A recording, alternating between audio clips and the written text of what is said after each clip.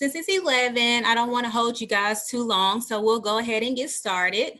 Hello, my name is Jessica Newsom. I am the coordinator of recruitment and the graduate applications coordinator for the School of Health Studies. Thank you all for joining. We're so happy to have you. This is our first virtual information graduate school fair information session, whatever you want to call it. So hopefully there are no kinks, but we just wanted to give you some information about our programs, just what graduate school is in general. And so each one of our faculty members will give a brief description about their programs. But first, Dr. Paquette is going to give just a general overview about what graduate school is. And then once that's over, I will just give some of the documents that are required for our application. And then you can feel free to put your questions in the chat on the side. And once we get to that portion, I'll just shoot out the questions that you have and we can answer those. All right, so go ahead, Max. Awesome, thanks, Jess, and welcome everybody to this virtual grad fair. I wanted to give you a quick overview of what grad school actually is. I think a lot of students at the undergraduate level often ask us what exactly is grad school. And so we'll go over that quickly. And I think Jess could probably share these slides with you after all this. But the idea of graduate school is that, typically it's a more concentrated course of study. So topics that are covered are more detailed and are covered with more focus. And typically, for example, in ESMS, you might focus more on biomechanics or exercise physiology or motor learning. So it's more focused, more detailed. And depending on our program, here at the University of Memphis in SHS, our programs are typically advanced coursework or advanced coursework and research, which typically has a research component to it, whether it's a thesis or an applied project or something like that. Now, programs differ, of course, and each of our faculty members that are part of different programs will go over details of each of their specific programs after this. Master's programs, which is what we offer here at the University of Memphis for now. We are working on doctoral or PhD degree approvals to come soon. But master's degrees are typically 2 years in length, where doctoral degrees are 3 to 5 years. Again, we don't have a doctoral degree yet, but hopefully we'll have that launched soon. So 2 years is a master's degree.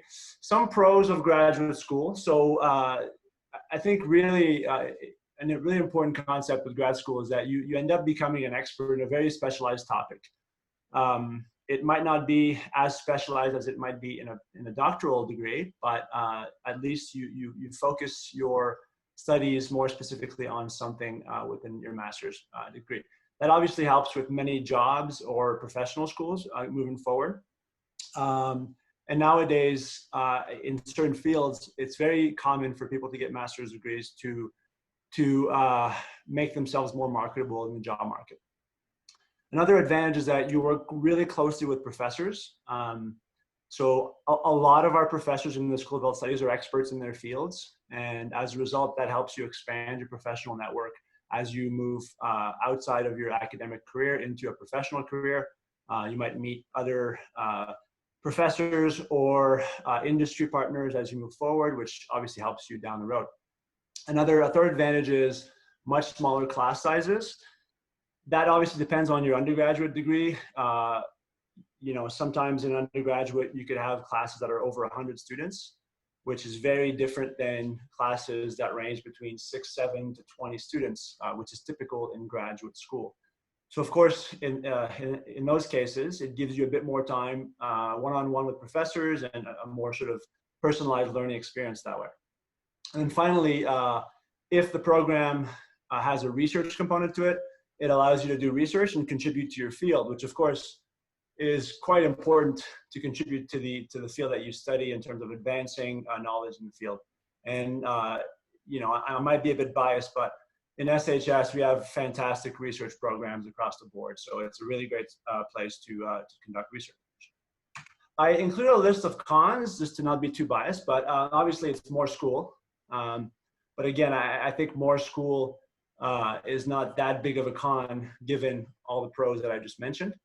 And obviously there's more cost because 2 more years of school. but there are assistantships available that can offset the costs of doing graduate school depending on the program and what's available. But ultimately, what it is, especially in SHS at the University of Memphis, is that grad school equals fun. And as you can see, a lot of smiling faces on these photos, and we have really productive labs and research groups and units. And so ultimately, it's a great way to get exposure to more schooling, more specialized schooling, and make good connections and have a lot of fun. So that's about it for that overview of graduate school. And I think Jess wanted to give other faculty potentially a chance to chime in here on other aspects of graduate school. Yeah, go ahead and click on the next slide. You're up next about exercise science. Okay, all right. Well, there's me, in case you guys can't see me on the video. There are a good amount of words here. I think this is all available on the website. In ESMS, Exercise, Sport, Movement Sciences, our graduate program is very research intensive. So the focus of our program is to make students very good exercise scientists, and with the typical goal of either going to professional school, whether that's physical therapy or med school, but also doctoral level research or schooling, and then jobs in the industry. I would say about 50% of our students go on to do a PhD, and maybe 25% go on to physical therapy school, and another 25% go on to work, whether they work in research labs as research techs, in the industry, in clinics, or things like that. Okay. We have a number of specialties in ESMS. So I'm a biomechanist along with Dr. Greenwood and Dr. Powell. And our research focuses on studying how the human body moves from a performance standpoint, injury risk reduction, and also to better understand musculoskeletal disorders in patients with knee diseases or neurological disorders and things like that. With regards to our exercise physiology area, there's a lot of focus on the influence of exercise on musculoskeletal health and function. Also, how dietary supplements improve performance, cognition, which includes, of course, academic performance and also even gaming performance. We have some interesting studies that Dr. Bloomer is conducting on the influence of certain dietary supplements on performance during or while playing a game called Fortnite. And then we have a motor learning branch, which focuses on human development and skill acquisition over the various developmental stages over the course of a lifetime, along with other exercise interventions and development. That basically sums up our program in ESMS. And once things are back to normal, of course, now it's difficult, but if anybody's interested in taking a tour of our labs and sort of checking out what we have in the biomechanics lab, the exercise physiology lab, and the motor learning lab, we'd be more than happy to show you around and show you what we do in our labs. All right, that's it. Thank you, Max. If you'll click the next slide, we have environmental nutrition. Robin. Hi, I'm sorry that I don't have my video up. I'm hoping we've got audio. Yes, I can hear you. Okay, thanks for joining us, to those of you who may be potential students. And I was hoping to see my colleagues, but I don't have that screen right now. I direct the Master's in Environmental Nutrition, and that's a program where the emphasis, as you can see here, is on sustainable food and nutrition issues and practices, and then really how those practices affect our health and the health of our environment. In the program, we really take the opportunity to study what's currently going on, because this is a very, very fast-growing area, as you can imagine. And some of our specific focuses in the curriculum are food security, food justice. We look at global food systems, local food systems, and food policy. And really right now in our world, having an understanding of food security models and of the benefits of having a sustainable food system and really of practicing food justice are certainly timely topics and heavy topics. So really, in summary, in our environmental nutrition program, we study responsible food and nutrition practices. It's a generalist program, and the beauty of that is that we accept students that have varied academic, professional, and personal backgrounds.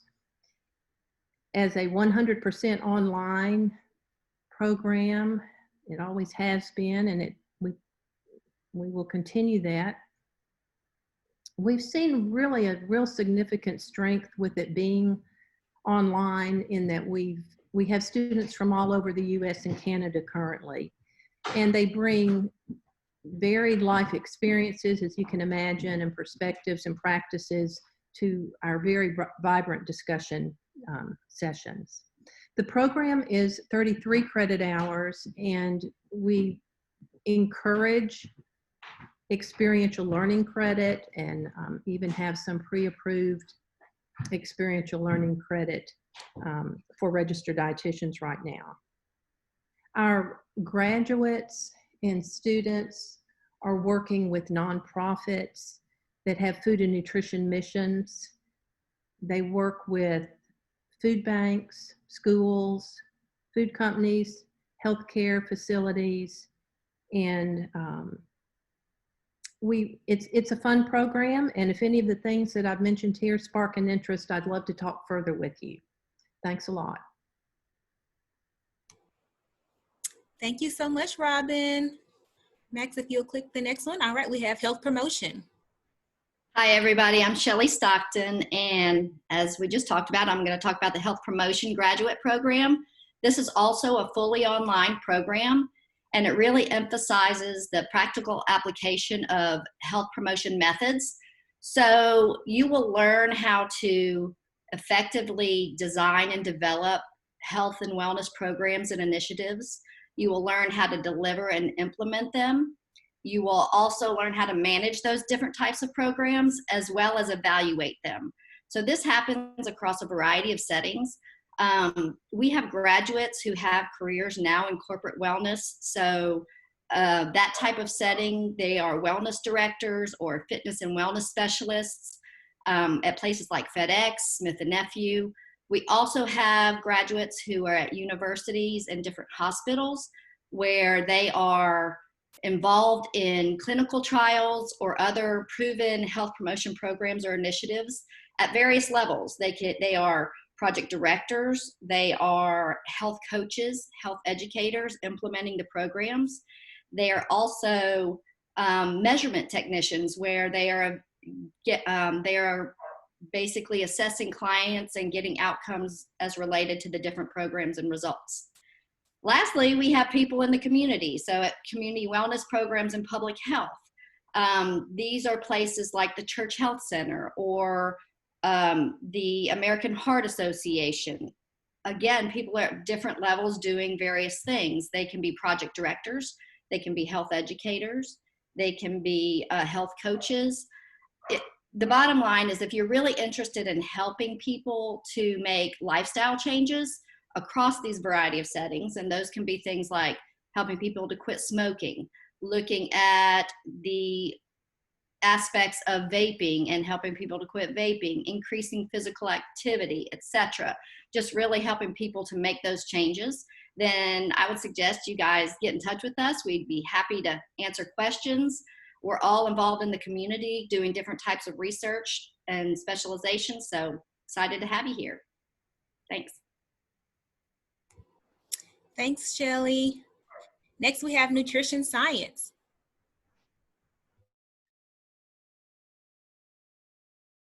Marie, are you on? All right. Just had to unmute myself there. Hey everybody, my name is Marie Vandermeven. I'm in the nutrition science division of the School of Health Studies. So I just want to talk a little bit about the program Nutrition Science. It's kind of a newish program. We have it for a couple of years, and we've only had a few students come through the program. And before I actually talk about the program, I just want to talk a little bit about the concept of nutrition science, because we get a lot of people that come through or are interested in the name nutrition science, but actually when they start looking into what it really means, I think it's kind of like there's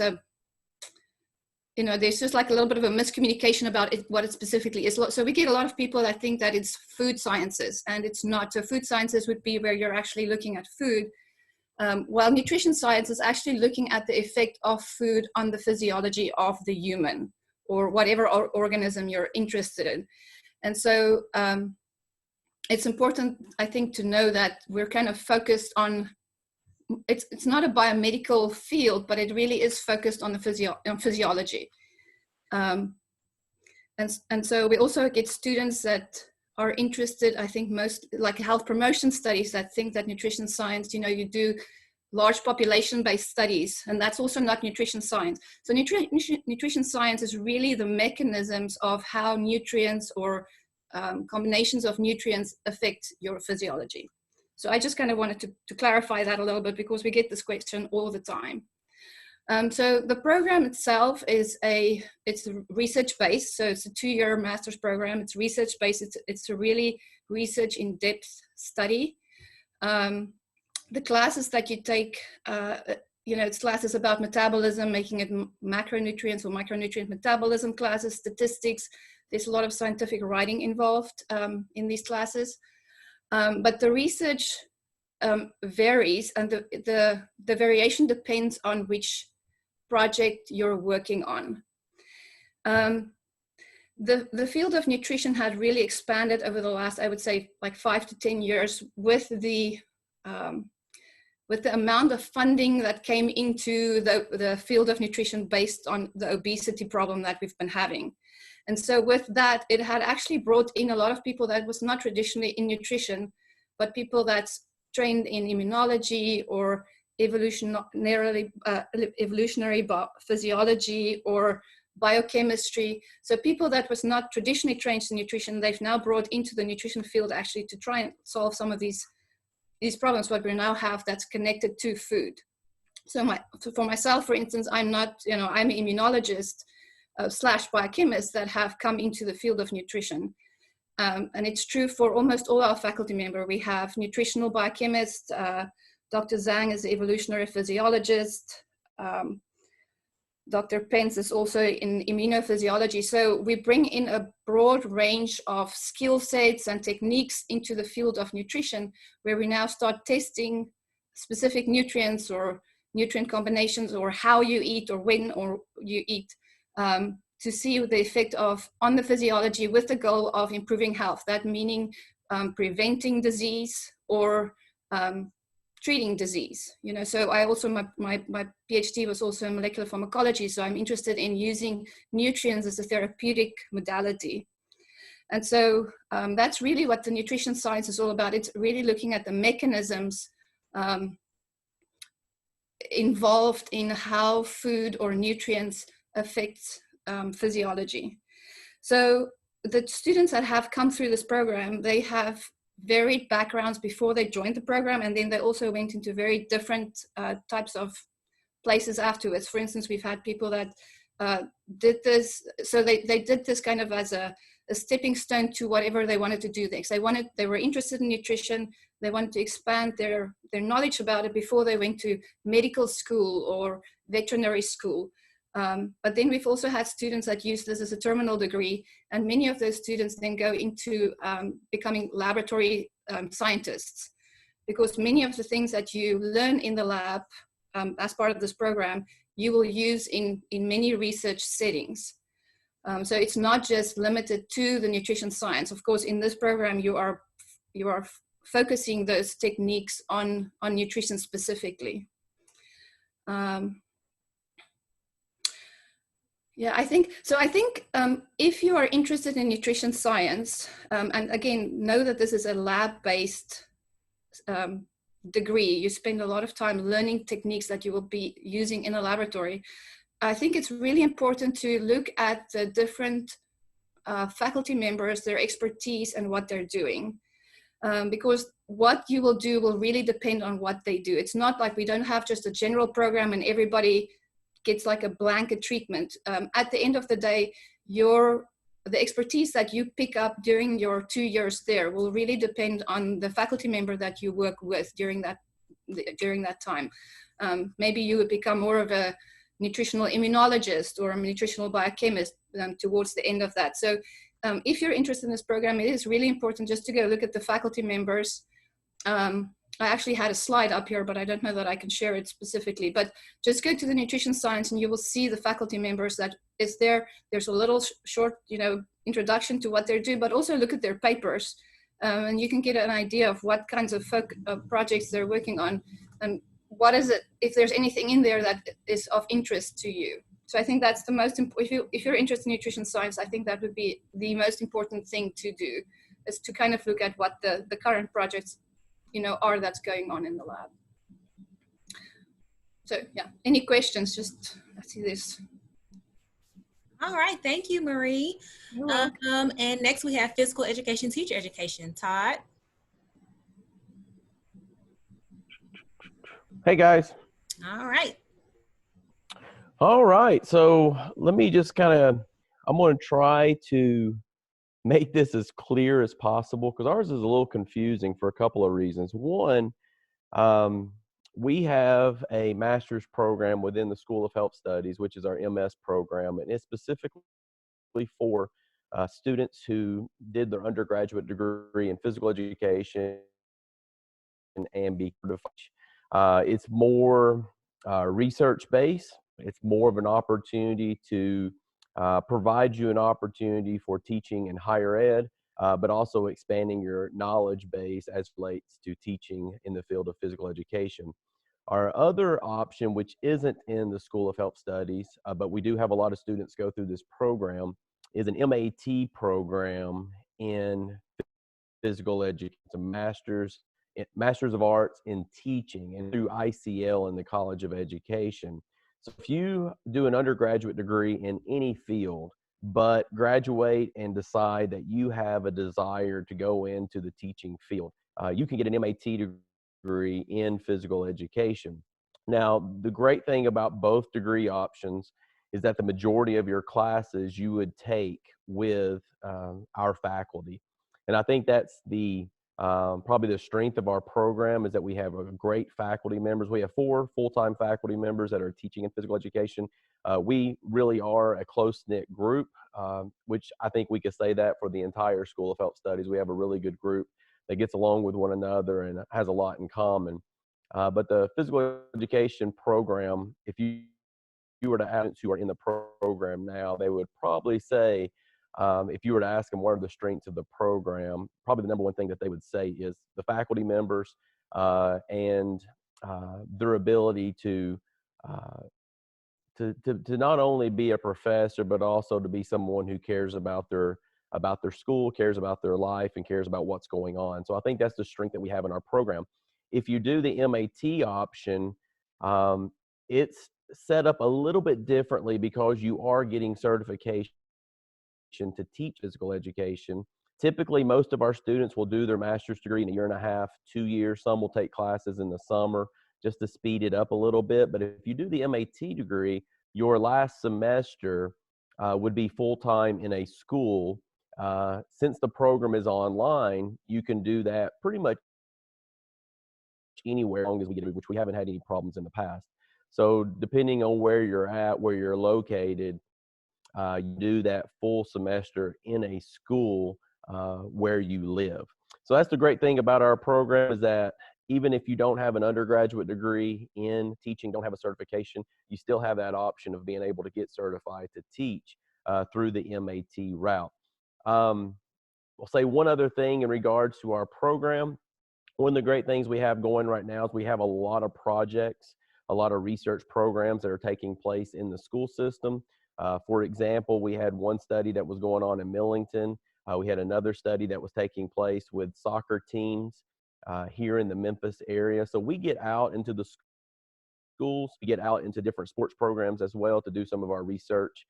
So I think one of the other strengths of our program is the opportunities you'll get, not only from an education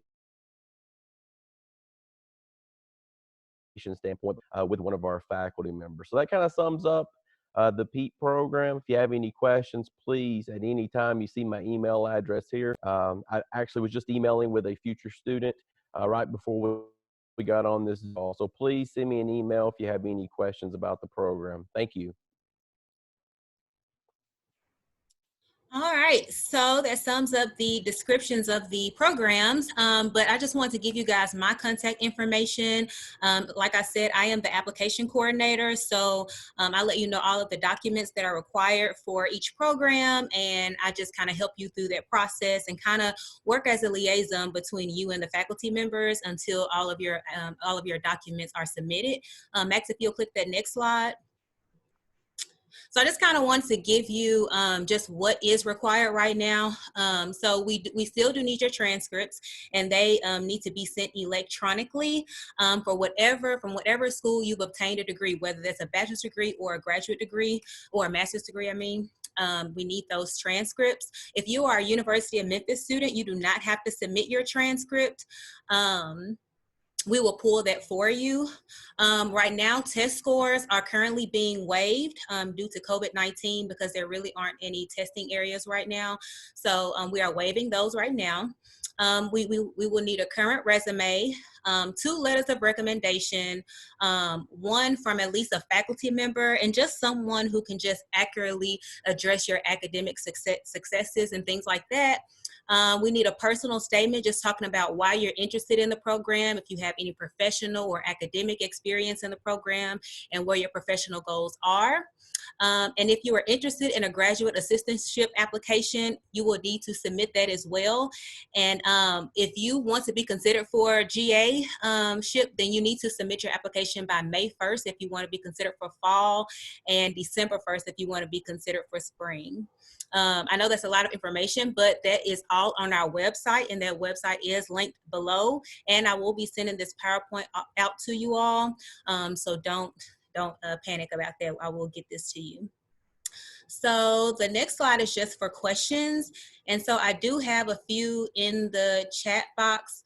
No, we're not going to talk about the clinical nutrition program right now. That's they have their own process. So if you have questions about that, feel free to email me and I can get you the information for that program. Someone asked, when will you be notified about assistantships? And also kind of explain what assistantships are, if you can, one of you guys.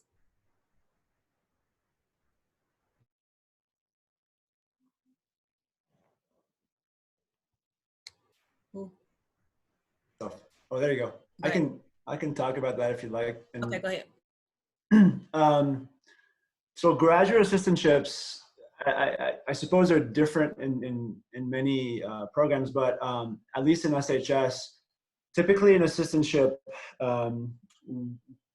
there's 2 components. So if you receive an assistantship, and I can talk about how you might receive one of those, typically you might get tuition paid for and a monthly stipend for 8 or 9 months of the year, basically the school year minus summer months. And for the assistantship, there are various ways that you could earn your tuition dollars and your stipend. And that varies between, you might be teaching undergraduate courses or labs. You might be assisting professors in research, which is pretty common within our school. And then there are other types of assistantships that might be more administrative. However, I'm not sure how many of those we have currently. But at least in ESMS, and I know in nutrition science, typically those are research assistantships where you would work with a professor to help them with their research, whether it's funded projects, funded meaning received money from companies or organizations to conduct research, or other projects that are going on. That might be different for other units, however, so that's just how ESMS and nutrition science works. And then those are typically very competitive. We have limited amounts of assistantships. And so, as Jessica mentioned earlier, you can get those. And I would highly recommend that if you're interested in doing graduate school and receiving an assistantship, that you get involved, whether it's research or other tasks, with your undergrad professors early on. That way they might get to know you, they might get to have you work on some research projects already as an undergrad assistant. And that obviously helps with making yourself more competitive as you want to apply and receive an assistantship. Thanks. Did anybody else want to chime in? No? No, I think you covered it, Max. Okay. So the next question is there anyone I can talk to specifically about PT school or OT school? We don't have those programs at the University of Memphis, but we do have a few contacts that we can get you in touch with. I don't know if Max, if you have anybody specifically that you know about PT school or OT school, but since we don't have those programs at our school, most of our students go to UT downtown, and we can definitely get you some of those some of that contact information. Yeah, I think it's important to understand that PT or OT school are graduate school programs. They're typically called professional school, and we don't have those programs here. We do have, pathways within our undergrad degrees that can end graduate degrees as well, whether it's health sciences or ESMS. Those are good pathways to get you sort of in the right direction with prereqs to go to physical therapy or OT school. With regards to graduate school, a lot of students want to go to PT or OT school, but might not necessarily have the high enough GPA or something like that, or they just want to get more experience before they go to PT school, then sometimes graduate programs are valuable where you might be able to do research in a clinical topic. For example, in ESMS, a lot of our research is on injury prevention and injury rehab. So of course, a lot of our projects are in collaboration with physical therapists at UT and other schools in the country, including High Point and other schools. And so it obviously helps when you have experience with clinical type of research, because a lot of the techniques and therapies that are used in clinic have to be tested somewhere before, and programs like ours do that. So a lot of our research helps with confirming the value of certain rehabilitation techniques and exercises so that clinicians can then go on and apply them in clinic. So just wanted to clarify that. I'm not sure if I'm allowed to say that, but I think we have a PT program in the works with SHS. We have no idea when exactly it might go live, but just I want to put that bug in people's ears that it might be 2 years, it might be 5 years, we don't know, but it's in the works. All right, thanks, Max. If no one else has anything to say, someone asked, do we obtain financial aid the same way as from undergrad? Yes, you still fill out the FAFSA. There aren't as many scholarships available for graduate students, but as we talked about, graduate assistantships is the way to go to get that paid for. Someone said, can someone with a recreation and wellness degree get into exercise, sport, and movement science? It's a good question. I think it depends on, as you might know, and as Jessica said, there are prerequisites for our programs, including a number of classes that are typically offered in undergraduate exercise science degrees. That being said, we've had students in the past who have come from business degrees and other degrees that had taken additional courses to sort of fill some of those prereqs. And we're highly successful in our program in ESMS at the master's level.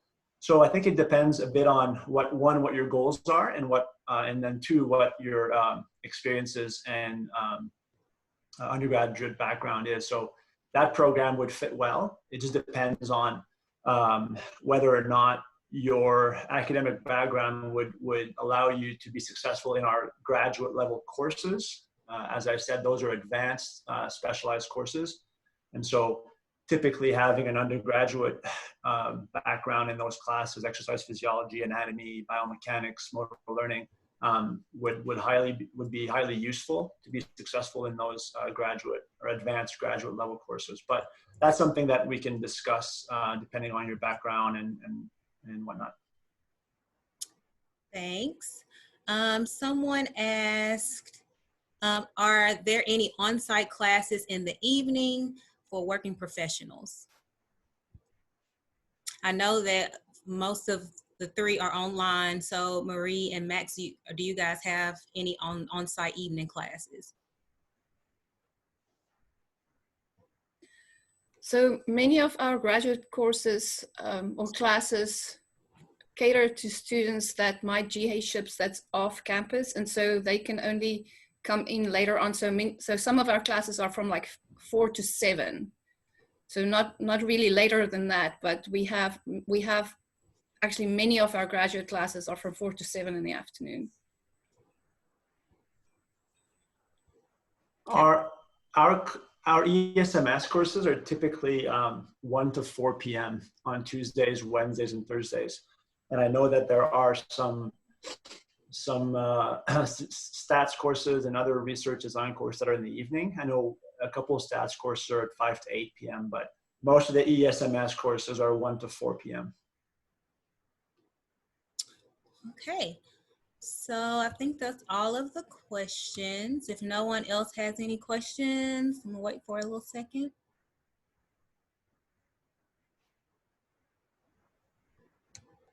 Oh, someone did ask, what are the costs for the online programs per credit hour? And it's $647 per credit hour. And most of the classes are 3 credit hours per class. Hey, Jessica, I have one more thing just to emphasize. You mentioned that if people are trying to get a graduate assistantship, that they need to have their applications in by May 1. Mm-hmm. And just to let you guys know, these are limited positions and they go pretty quickly. So if you want to be considered for one of those, then I would go ahead and get my application in. Definitely, definitely. Okay. If no one else has anything else, thank you so much for joining us. Like I said, I will email this to everyone and it will be on our website. Hold on, someone has a question. Does it still need to be sent? Okay, someone said their transcript was sent before quarantine. Does it still need to be sent electronically? Yes, it still needs to be sent electronically. You can email whoever is sending your transcript and they will send it electronically or email it to whoever it needs to go to. Okay, sorry. Yeah, so I'll email this to everyone and thank you so much for joining us. If you have any more questions, as I said, please feel free to email me. And thank you again. You guys have a great day. Stay safe and be healthy. Bye.